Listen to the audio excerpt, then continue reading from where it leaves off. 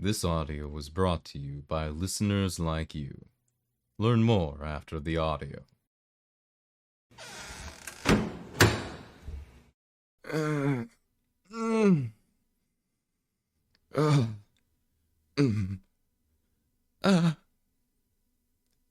Am I okay? Do I look okay? What part of being covered in my own blood says to you I'm okay?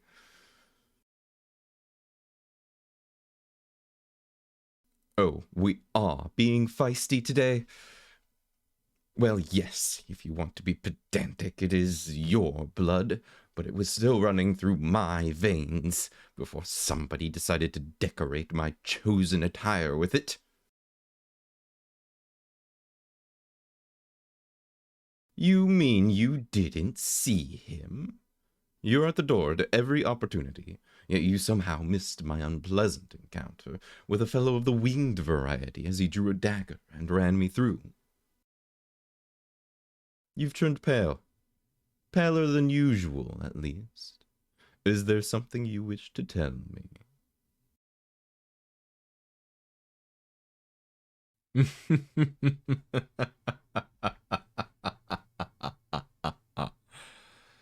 What did he want?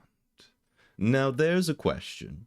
Any ordinary person would look upon me and see the wound, make the conclusion that he wanted me dead, but not you. No, because you know there must have been a dialogue. One doesn't simply knock on a door and spear the owner of the home. It isn't his style. And you'd know his style, wouldn't you? You'd know it incredibly well. Because he was, as a matter of fact, here for you. He didn't use your name. He didn't have to.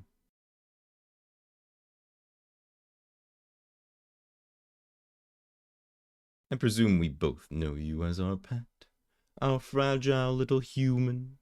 That's the kind of epithet you're branded with when you play in a realm like ours.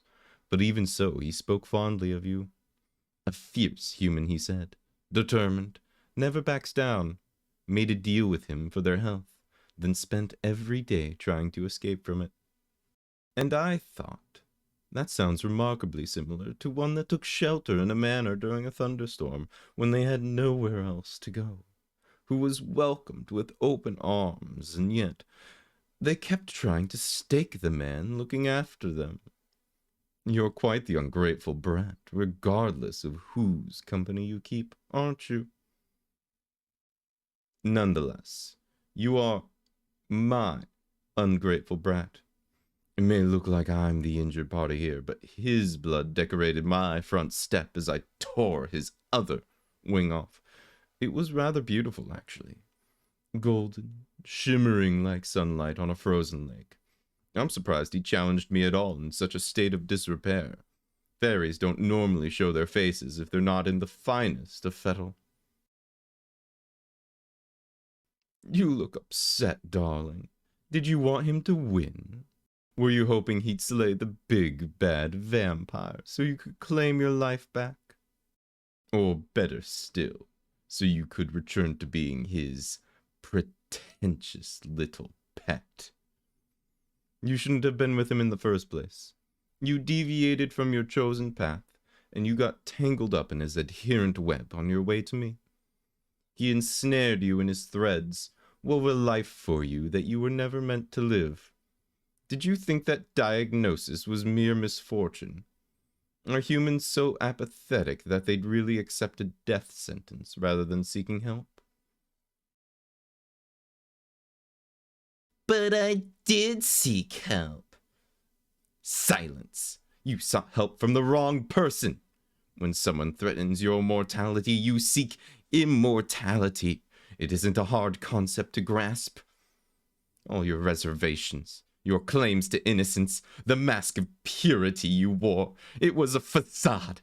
Lies upon lies. No special places had been explored, the treasure taken, but you acted like the angel of abstinence, attacking me when I drew near, As if even touching you was a cardinal sin, presenting yourself as a delicate blossom when you'd already been deflowered.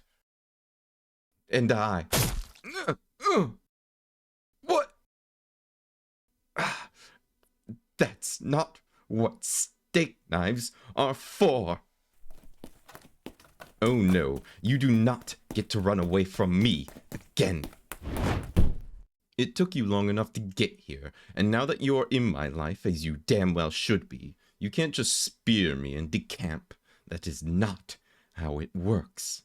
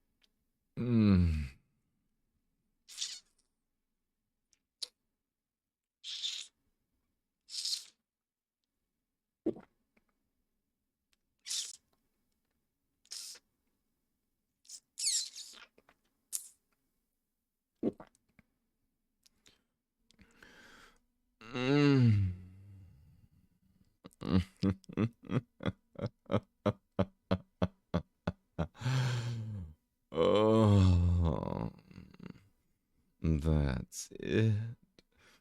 Squirm and struggle against me. Fight for freedom like the prey animal that you are.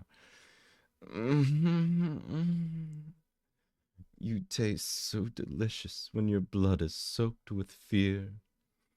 That fairy may have taken what was on the surface, but I can go deeper. If he comes around again, I'll use his blood as a condiment to accompany my favorite meal. You. Doesn't it annoy you? Doesn't it drive you mad? Even injured, even wounded in several places, I'm still stronger than you'll ever be. You saw I'd been weakened and decided to literally stick the knife in. Yet I'm still standing, watching you tremble beneath me like a pathetic little mouse. Look at you, wielding that cutlery like it's going to make a difference, as if I'm not already bleeding, and as you so eloquently pointed out, painting the floor with your blood. Honestly, you don't learn anything from the lessons I teach you. Oh, but you're going to. When you're chained up in the basement where nobody can hear you scream, where I can use you until I break you like the toy you are. You'll learn your lesson then. A big thank you to the apostles listed on screen, whether they support through Patreon, YouTube memberships, or both. If you would also like to support this channel, there is a link to the Patreon in the description, and the join button for the YouTube membership should be next to the channel name.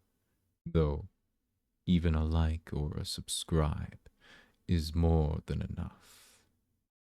Thank you again, and I hope to see you next time.